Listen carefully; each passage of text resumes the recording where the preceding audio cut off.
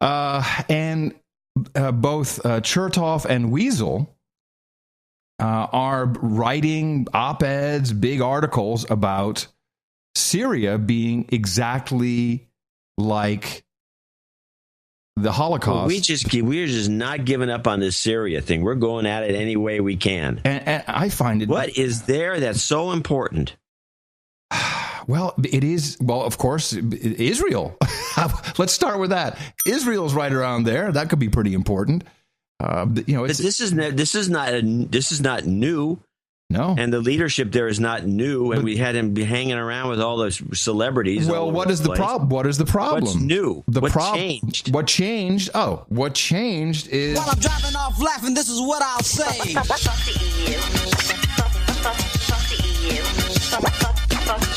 That's what changed. What changed is Russia. We put Russia on their back foot. Russia has always been the problem with Syria. And that's exactly what the general just explained. Hey, if you're going to go in, are you ready to be killing Russian soldiers who are manning anti-aircraft? Because they have a base there. It's their base. Yes, so that's the problem. But of course, the area, the Syria by itself is incredibly strategic. It's a great little patch. But it's always been that way. Yes, this is what they were trying to do in 2003. Yes. But Russia is no slouch. So it's a twofer. It's so obvious. It comes into play. It becomes clearer every single day. And I think the general just kind of said it. Here's the problem. So what do? Oh, thank goodness. Thank goodness we have a couple of great Putin stories. Watch for this. I've been waiting for it. Here it is. Finally, we have elections, by the way, today in Ukraine. Headline from the Daily Beast: Ukraine rebels love Russia, hate gays, threaten executions. Finally. Oh, brother. Finally. In the breakaway region. Exactly this playbook that we've outlined. Exactly. In the breakaway region that calls itself the Luhansk People's Republic, in what used to be a Ukrainian government administration building, the place where rebels get together to exchange their most radical ideas in the smoking room, in the dense atmosphere of tobacco and conspiracy, one hot topic has been the death penalty. The council reinstated capital punishment earlier this year, but even such basic questions as what sort of political power should be established have not been resolved. Should Luhansk aim to be a Western democracy, a communist republic, a monarchy? Failing to decide such key questions, the council opted for a law everyone in the smoking room seemed to agree on: punishment of homosexuals. They voted to imprison people convicted of being gay for 2 years and 6 months. And they voted the death penalty, no question about that, for the rape of a minor, whether of the same or opposite sex. And it goes on and on and on. So the opposition in Ukraine, the rebels, love Putin, hate gays, want to kill him. Perfect. So this is right on script. Right on message, right on script. Now, this will be the big main message for the people. George Soros he wrote an op-ed in, let me see what this is. I'm sure it was Wall Street Journal or New York Times or one of these. Then he's saying time to wake up. But we're out of time. We have to. He says $20 billion is needed from the IMF in the Russian war effort. Existential threat from Russia. The thing that I have not been able to find anywhere in news reporting is the speech President Putin made 2 days ago at the Valdai conference. I had never heard of it. Have you ever heard of the Valdai conference? The Valdai conference. Hold on a second. I have it here. VALDAI.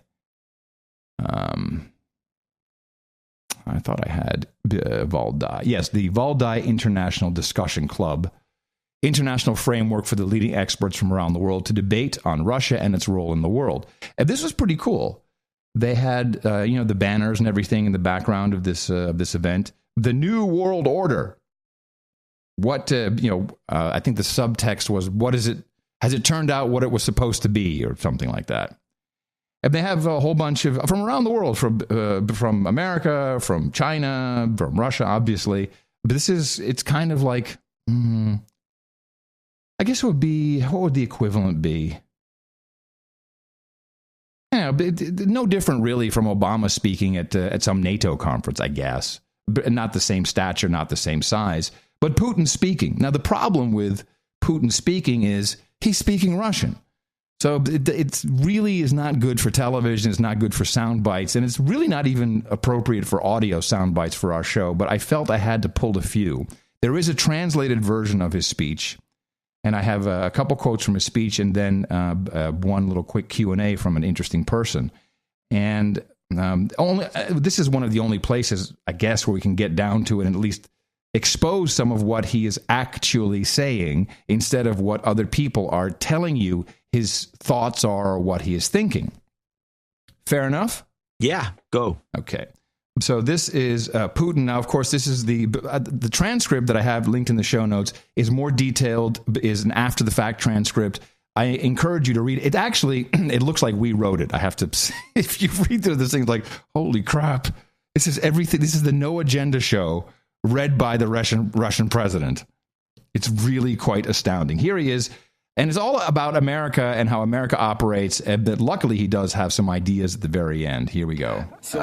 Ways of influencing those defiant are well known and have been tried and tested so many times. There is media pressure, there is interference in the domestic affairs, and there are attempts at attributing legitimacy to attempts to meddle in the interior affairs. In recent years, we've had evidence that certain national leaders had been blackmailed. The Big Brother has been spending billions of dollars on espionage and surveillance all around the world, including spying on their closest allies. So, if I heard correctly, President Putin just said, not only does the United States meddle in everybody else's affairs, but they blackmail leaders using their big NSA spy apparatus. Which, of course, we've always surmised. Yes. Let's all ask ourselves, how comfortable and safe do we feel living in a world like that? How just and how rational is it? Would you say we have no reasons to be concerned and ask these uncomfortable questions? Maybe the United States is exclusive in pursuing its leadership, and maybe that is a good thing. Maybe them interfering in everyone's relations all over the world is something that brings us peace, stability, prosperity, and democracy. Clearly, he's being facetious, but I like that. And maybe we all should simply, let them do it to us.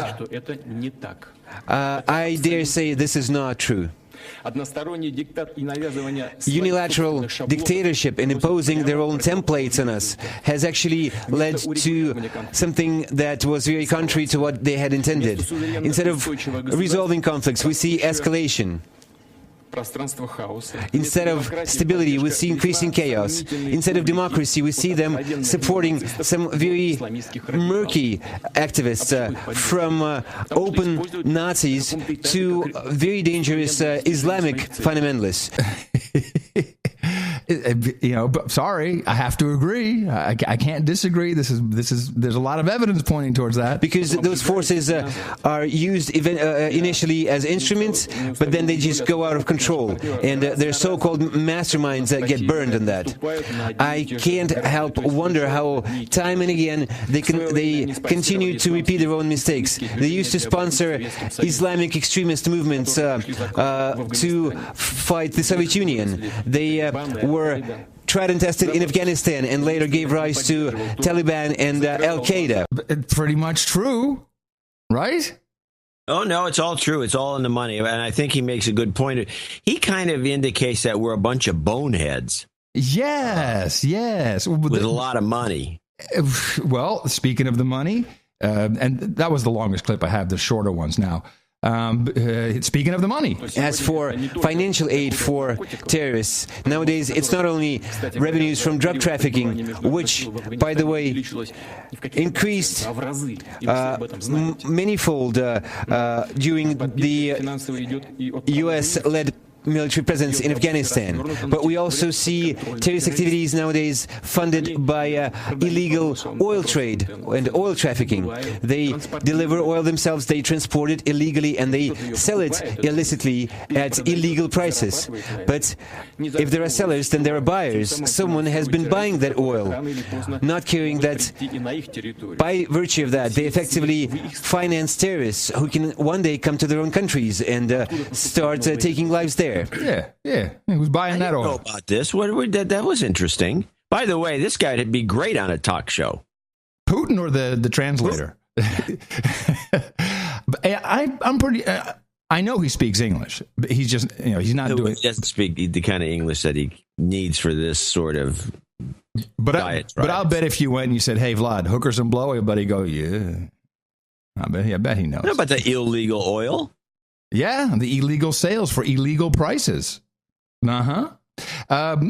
Let's talk a bit about the global strategy of the U.S. We see what happens when you mix politics with the economy, and when you substitute a logic of cooperation with a logic of confrontation, even when it is contrary to national business interests. Joint economic projects, mutual investments bring countries together, and that's an objective fact. They help us mitigate the existing intergovernmental problems and issues. But nowadays, the global business community is experiencing unprecedented pressure from Western governments. What kind of pragmatism can we talk about when they have this motto, the free world is in danger, democracy is in danger, we need to mobilize to repel the threat? Well, that is mobilization policy as they come. It's a mobilization policy, exactly. One day, I'm glad we're doing this now, because one day it will be unlawful to say the president of Russia is saying something smart. It will be unpatriotic. It will be wrong. You'll be seen as a Russian lover, a Ruski gay hater, of course. Pinko. They're not even really communists anymore, but that's okay. And let's look at the rublization strategy, which, of course, Putin is all on to. Duh. Our Western counterparts used to try to exploit those situations by engineering so-called orange revolutions and by trying to court these extremist movements. But now the genie is out of the bottle. And we see that even those proponents of this managed chaos concept, they don't know what to do with that genie anymore. We see growing discussion and debates in the Western academic and expert community. It would be enough to look at the headlines in the Western media. The same people are first portrayed as fighters for democracy and then as Islamic radicals. First, the Western media tell us about people's revolutions, and then they get described as coups and riots and unrest. Yeah. Well, to wind it up with his little speech, he ends his speech with a strategy for moving forward. And I want everyone to listen to this. When people say Putin wants to, what are the key talking points, John? What are the key? I mean, of course, this is only what he's saying. Doesn't mean that this is what he's doing. But the key talking points are hates gays, obviously. Expansionist, revisionist, wants to go back to the old empire. To go back to, that's a good one. Revisionist Russia. What else does he want to do? Hates dogs. Hates dogs. Just wants to fight us. I would say he wants to fight us. He's stubborn. Dear colleagues, Russia has made its choice.